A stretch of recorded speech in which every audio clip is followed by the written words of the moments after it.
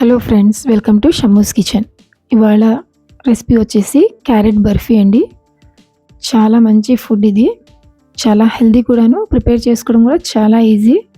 Next Ramzan start అవుతుంది కాబట్టి రంజాన్లో ఇఫ్తియారీ టైంలో కానివ్వండి, ఇన్స్టెంట్గా ఎనర్జీ కావాలనుకుంటే ఇలా ప్రిపేర్ చేసుకొని అందరూ చక్కగా ఎంజాయ్ చేయొచ్చండి.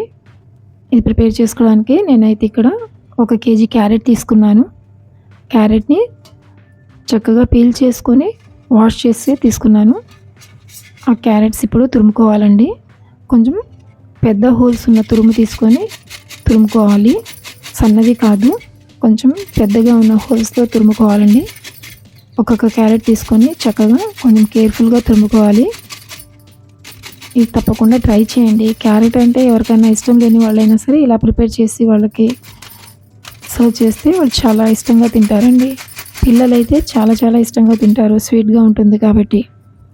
ఇక్కడ క్యారెట్స్ అన్నీ కూడా తురిమేసుకొని ఒక ప్లేట్లోకి తీసుకొని పక్కన పెట్టేసుకోవాలండి. నెక్స్ట్ స్టవ్ ఆన్ చేసుకొని ఒక మందమైన కడాయిలోకి 1.5 లీటర్ ఫుల్ ఫ్యాట్ మిల్క్ తీసుకున్నాను.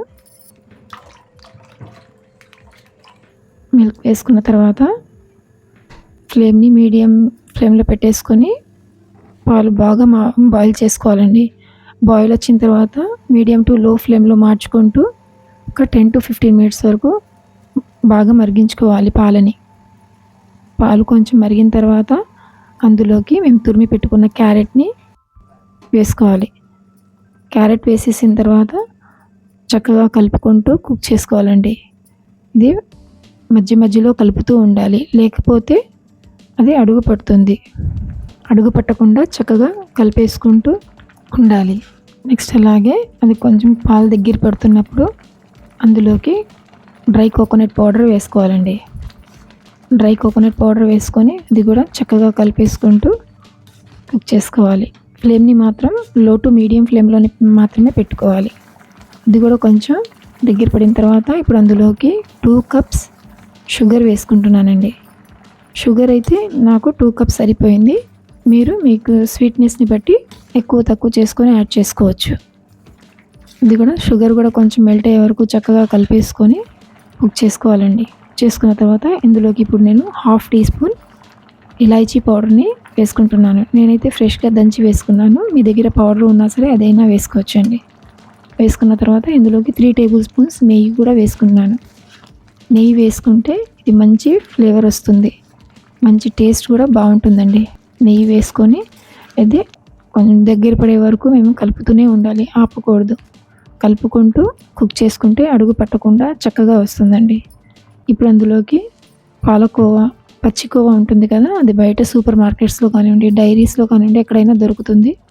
పాలకోవా యాడ్ చేసుకోవాలి. పాలకోవా వేసిన తర్వాత అది క్యారెట్ మిక్స్లో కలిసేటట్లు బాగా కలుపుకోవాలి. కలుపుకున్న తర్వాత అది బాగా కలిసిపోయిన తర్వాత అందులోకి నేను ఇక్కడైతే నట్స్ తీసుకున్నానండి. మిక్సీ జార్లో వేసుకొని కొంచెం లైట్గా క్రష్ చేసి వేసుకున్నాను. మాకు ఏదైతే నట్స్ ఇష్టం ఉంటుందో అవి వేసుకోవచ్చు. నేనైతే ఇక్కడ కొన్ని క్యాష్యూ నట్స్ వేసాను, ఆల్మండ్స్, కొంచెం పిస్తా వేసుకున్నానండి. వేసుకొని అదంతా కూడాను చక్కగా కలిపేసుకుంటూ బాగా దగ్గర పడే వరకు మేము కుక్ చేసుకోవాలి.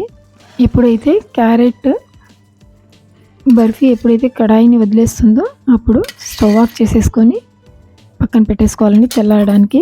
ఇప్పుడు నెక్స్ట్ ఒక ఫ్రైయింగ్ ప్యాన్ తీసుకొని ఫ్రైయింగ్ ప్యాన్లోకి 1 టేబుల్ స్పూన్ ఘీ యాడ్ చేసుకోవాలి. వేసుకున్న తర్వాత అందులోకి నేను ఇక్కడ 250 గ్రామ్స్ పచ్చికోవా వేసుకున్నానండి. పచ్చికోవా కూడా వేసుకొని అందులోకి 2 to 3 టేబుల్ స్పూన్స్ షుగర్ వేసుకోవాలి. ఇందులో కొంచెం ఉంటే సరిపోతుంది. ఏది ఎక్కువ కావాలనుకుంటే మీ టేస్ట్ని బట్టి కొంచెం యాడ్ చేసుకోవచ్చండి. ఇది పైన లేయరింగ్ కోసం అండి, క్యారెట్ మీద. వేసుకున్న తర్వాత అందులోకి కొంచెం 1/2 టీ స్పూన్ ఇలాచీ పౌడర్ వేసుకుంటున్నాను. వేసుకొని ఫ్లేమ్ని లో టు మీడియం ఫ్లేమ్లో పెట్టేసుకొని అది కొంచెం షుగర్ మెల్ట్ అయ్యే వరకు కుక్ చేసుకోవాలి. కుక్ చేసుకున్న తర్వాత అది కూడా పక్కన పెట్టేసుకొని చల్లార్చుకోవడానికి పెట్టుకోవాలి. అప్పుడు ఒక ప్లేట్ తీసుకొని ప్లేట్లోకి నెయ్యితో గ్రీస్ చేసుకోవాలండి. ఇక్కడ బటర్ పేపర్ పెట్టుకోవాల్సింది, నేనైతే మర్చిపోయాను. సో బటర్ పేపర్ పెట్టుకొని అప్పుడు క్యారెట్ మిక్స్ని అందులోకి వేసుకొని ట్యాప్ చేసుకుంటూ ఈవెన్గా స్ప్రెడ్ చేసుకోవాలి. తర్వాత కోవాని కూడా తీసుకొని లేయర్ లాగా వేసుకోవాలండి.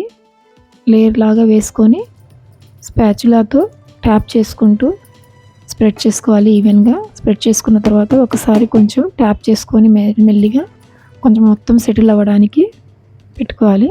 ఇప్పుడు దాని మీదకి ఇప్పుడు కొన్ని డ్రై ఫ్రూట్స్ని వేసుకుంటున్నానండి. స్లైస్ చేసుకొని మాకు ఏవైతే డ్రై ఫ్రూట్స్ ఇష్టం ఉంటాయో అవి వేసుకోవచ్చు. వేసేసుకొని స్పాచులాతోనే దాని మీదకి వాటి మీద కొంచెం ట్యాప్ చేస్తే అవన్నీ కూడాను అతుక్కుపోతాయి, చక్కగా స్టిక్ అయిపోతాయి.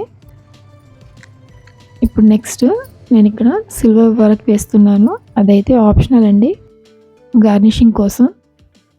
ఇది కొంచెం నేను బటర్ పేపర్ వేయనందువల్ల కొంచెం నాకు డిమోల్డ్ చేసుకోవడానికి కొంచెం టఫ్గా అనిపించింది, కానీ ఈజీగానే వచ్చేసింది. అది డిమోల్డ్ చేసుకొని పీసెస్గా కట్ చేసుకొని తీసుకోవాలండి. నాకు ఏ సైజులో కావాలనుకుంటే ఆ సైజులో తీసేసుకొని సర్వ్ చేసుకోవడమే. ఇది అందరికీ చాలా ఇష్టమైన స్నాక్ అండి. ఇది చాలా ఇష్టంగా తింటారు, చాలా టేస్టీగా కూడా ఉంటుంది. ఇది ఒక మంచి హెల్దీ ఫుడ్ కూడానండి.